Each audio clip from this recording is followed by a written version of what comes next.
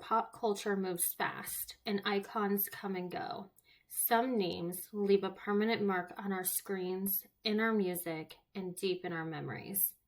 We've said goodbye to some of the most recognizable and beloved figures in entertainment. People who didn't just entertain us, but shaped the way that we see the world. These losses hit hard, not just because of who they were, but because of what they meant to entire generations. From entertainment legends to television trailblazers, their stories deserve to be remembered.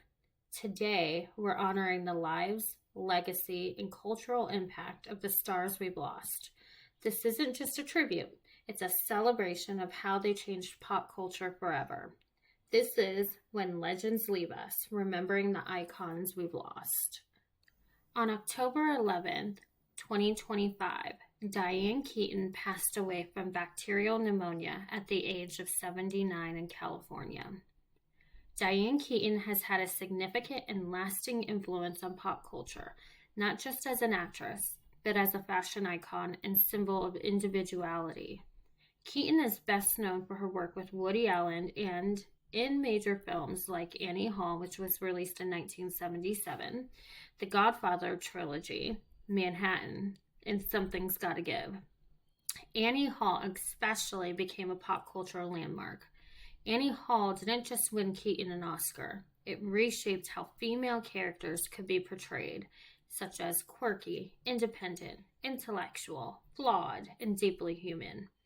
Keaton brought an offbeat, cerebral energy that contrasted with the glamour-centric romantic leads of the past.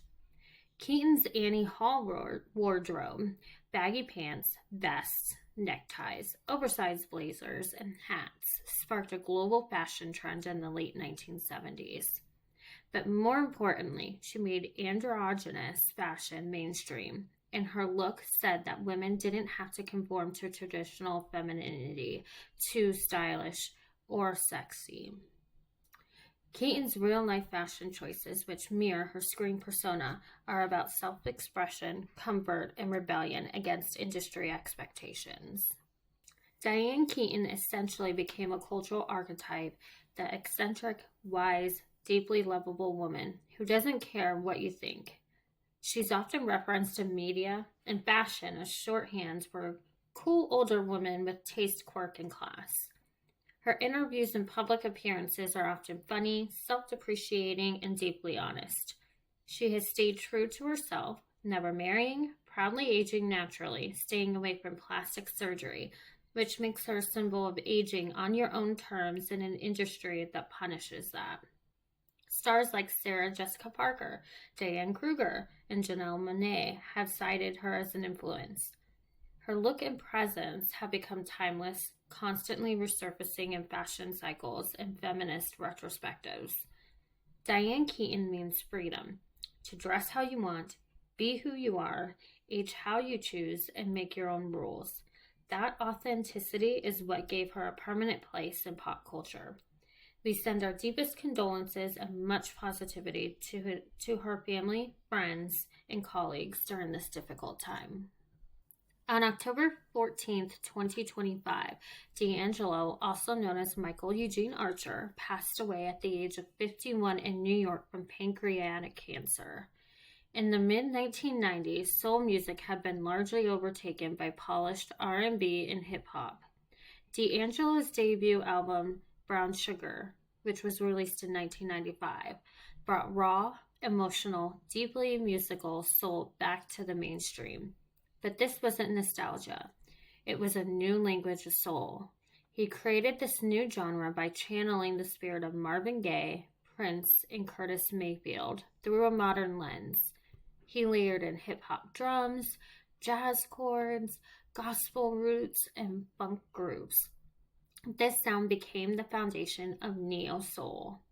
His 2000 album, Voodoo, is now seen as a classic. Layered, imperfect, analog, and deeply human. It defied pop norms of the time.